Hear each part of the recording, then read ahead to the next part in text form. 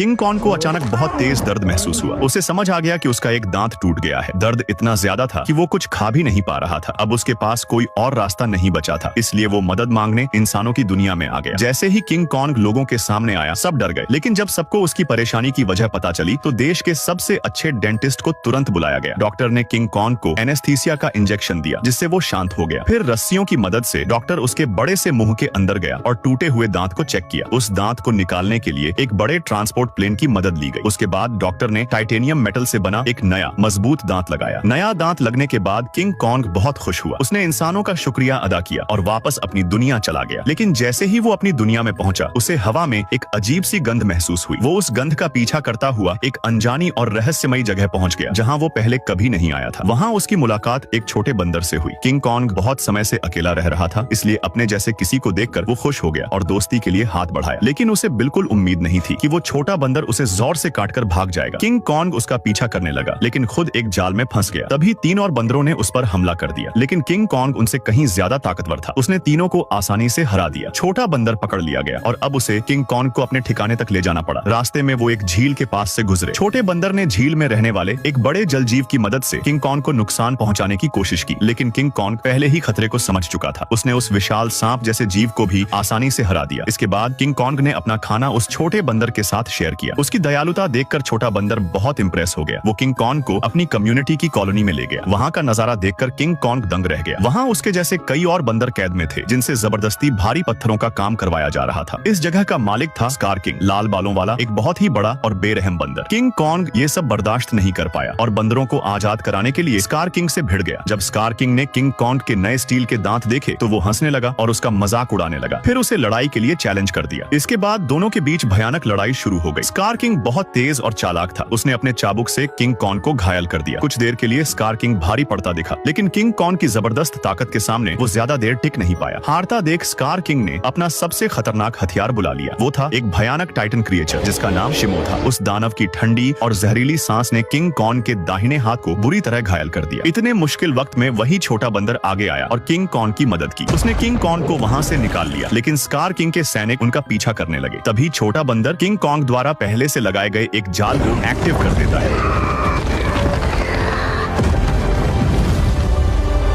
और दोनों अपनी जान बचाकर भाग निकलते हैं। अब बुरी तरह घायल किंग कॉन्ग छोटे बंदर की मदद से एक बार फिर इंसानों के पास पहुंचता है। इंसान फिर से उसकी मदद के लिए आगे आते हैं। वो किंग कॉन्ग को नया हाथ तो नहीं दे पाते, लेकिन एक खास मशीन की मदद से उसके हाथ को पहले से भी ज्यादा ताकतवर बना देते हैं। इस तरह इंसान एक बार फिर किंग कॉन्ग की मदद करके अपना फर्ज निभाते हैं।